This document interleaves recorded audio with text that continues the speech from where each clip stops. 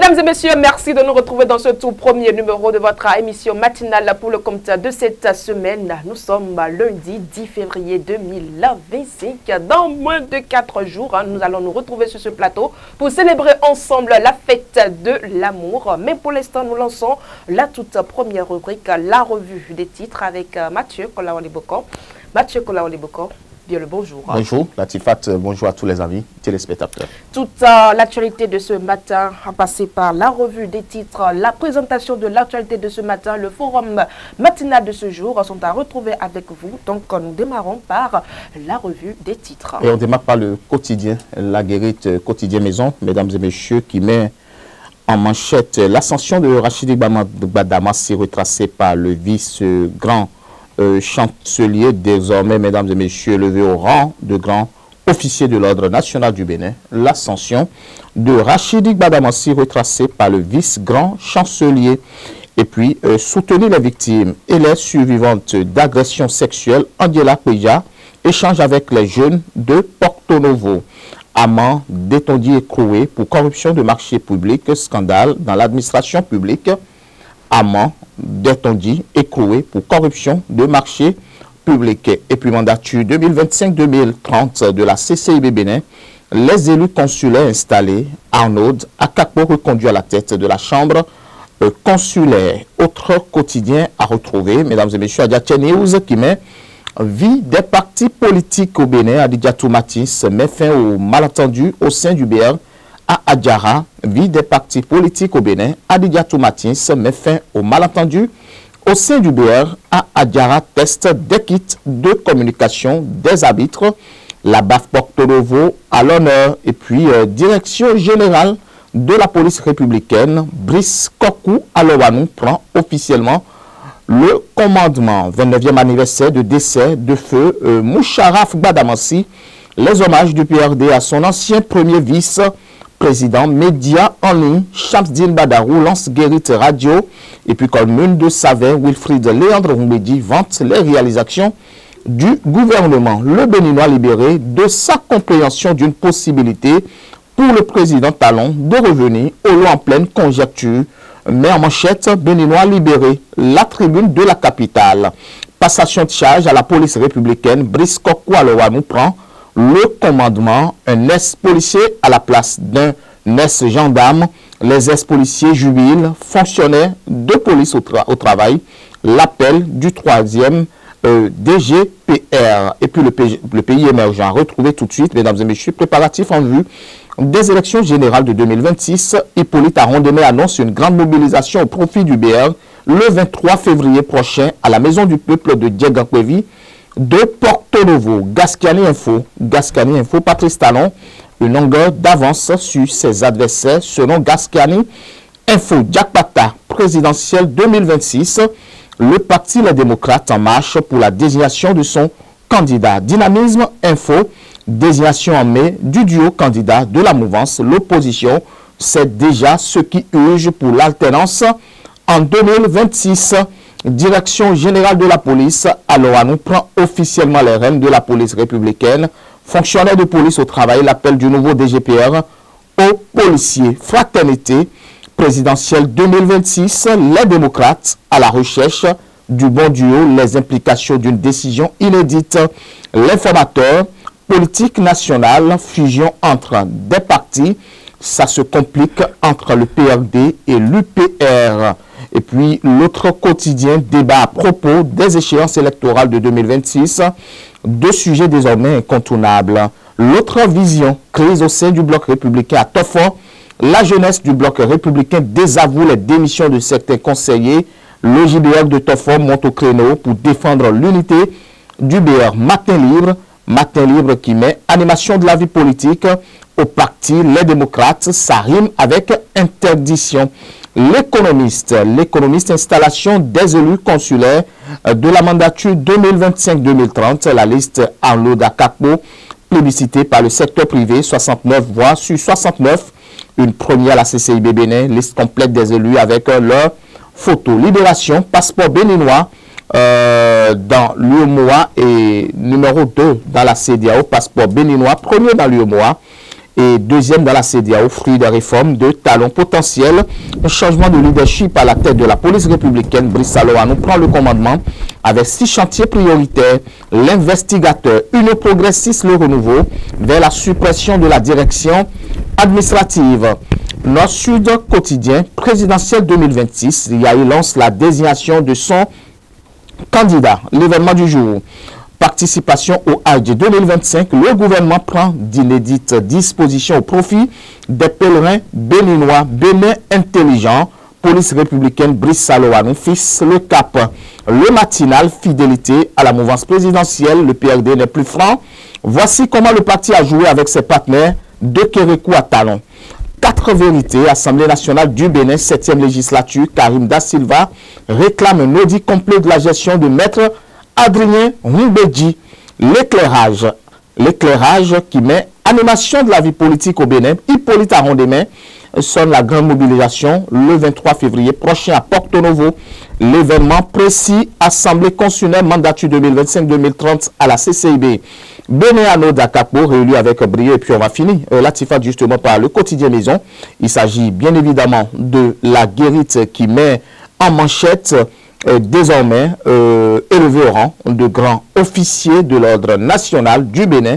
L'ascension de Rachidi Gbadamassi retracée par le vice-grand chancelier et puis soutenir les victimes et les survivantes d'agressions sexuelles. Angela Kweja échange avec les jeunes de Porto Novo, scandale dans l'administration publique, amende d'étondier écroué pour corruption de marché public et puis mandature 2025-2030 de la CCIB Bénin.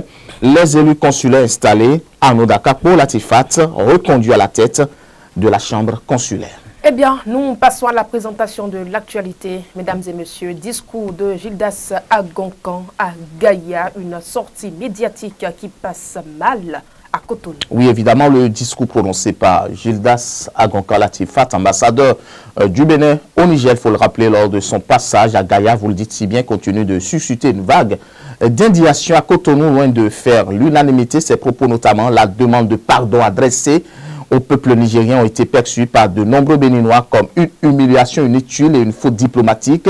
Dans son allocution, l'ambassadeur du Bénin a tenu à exprimer des regrets pour les tensions ayant opposé son pays au Niger en demandant formellement pardon au peuple nigérien. Nous demandons pardon parce que nous sommes des frères. Nous allons prier Dieu, nous allons prier Allah pour que plus jamais cette chose ne puisse se passer encore, a-t-il déclaré. Ces propos Latifat censés rétablir un climat apaisé entre les deux nations ont été vivement critiqués sur les réseaux sociaux par de nombreux internautes béninois. Pour eux, cette demande de pardon implique que le Bénin reconnaît une faute alors que la fermeture des frontières nigériennes était une décision imposée par la CEDEAO et non une action unilatérale du Bénin. Pourquoi demander pardon? C'est la grosse interrogation. Les réactions indignées se sont multipliées sur Facebook. J'ai pas aimé le discours de l'ambassadeur. Pourquoi demander pardon? C'est moi qui vois mal les choses ou quoi? S'interroge un internaute. Le gouvernement a décidé de fermer la frontière en application des décisions issues du sommet de la CEDEAO, s'interroge Chabi Abdallah. D'autres utilisateurs ont dénoncé une attitude d'humiliation pour le pays. Un État ne demande pas pardon. Lui, il fait honte. Il vient de créer une incidence diplomatique. C'est quoi ça? S'interroge Cindy Doyal Lekan Fagbon. Pour certains, Latifat, ce geste pourrait même compromettre l'image de fermeté que le Bénin cherche à projeter sur la scène internationale. Nous, les Béninois, on refuse de se soumettre jusqu'à ce point. Merde, réagit pas comme. Pour certains, l'absence de mention du président Patrice Talon dans le discours renforce l'impression que l'ambassadeur a agi de son propre chef. Je n'ai pas entendu le nom du président Talon une seule fois. Je ne comprends pas. Est-ce que vous êtes vraiment l'ambassadeur du Bénin? S'interroge Martas, une lecture plus nuancée malgré le tollé général. Quelques voix se sont tout de même levées pour tempérer les critiques. Bien parlé, un bon geste diplomatique. Le pardon n'est pas de cesser, mais il a bien assuré son discours que ceux qui ont des oreilles écoutent. Le Bénin est en avance, affirme Sanspon Godwill. D'autres ont salué un geste d'apaisement dans un contexte tendu. Lui, il est rassembleur. C'est un acte de repentance et de contrition louable puisqu'il reconnaît que des choses graves se sont passées, justement, estime Harry Danzan Nazaire, tout simplement. Merci à vous, Mathieu Kolaole-Bokor. Nous passons à autre information. Incendie au marché Sainte-Rita. Des commerçants plongés dans la détresse. Oui, un violent incendie s'est déclaré dans la nuit du jeudi 6 au vendredi 7 février 2025 au marché Sainte-Rita de Cotonou, détruisant près de 70 étalages des boutiques. Les flammes alimentées par des matériaux inflammables ont emporté des marchandises variées, notamment des sacs de maïs, des conserves de tomates, du charbon, des câbles électriques, des tissus, des tisanes et des pots en terre cuite. Heureusement, Latifat, aucune perte en vie humaine n'a été enregistrée. D'après Fernand Alagbé, chef du quartier Missiripé, un court-circuit serait à l'origine de cet incendie. Un recensement des dégâts matériels est en cours pour évaluer précisément les pertes subies par les commerçants. Sur le site du sinistre, l'atmosphère était lourde de désolation. Plusieurs commerçants abattus ont partagé leur douleur. Un témoin a confié à Bip Radio, par exemple, les instants terrifiants qu'il a vécu. La fumée envahissait tout. Les flammes se propageaient rapidement. Nous étions puissants devant l'ampleur de la catastrophe. Face à cette tragédie, une réunion d'urgence a rassemblé les responsables du marché, des commerçants sinistrés et des représentants de la mairie de Cotonou. À l'issue de ces échanges, le chef du 10e arrondissement a annoncé des mesures provisoires pour soutenir les victimes. Dès ce lundi 10 février 2025, un réaménagement des étalages sera mis en place pour permettre aux commerçants de reprendre progressivement leur activité. Pour l'heure, l'évaluation des pertes matérielles se poursuit, mais le désarroi des commerçants est immense face à la perte de leurs outils de travail.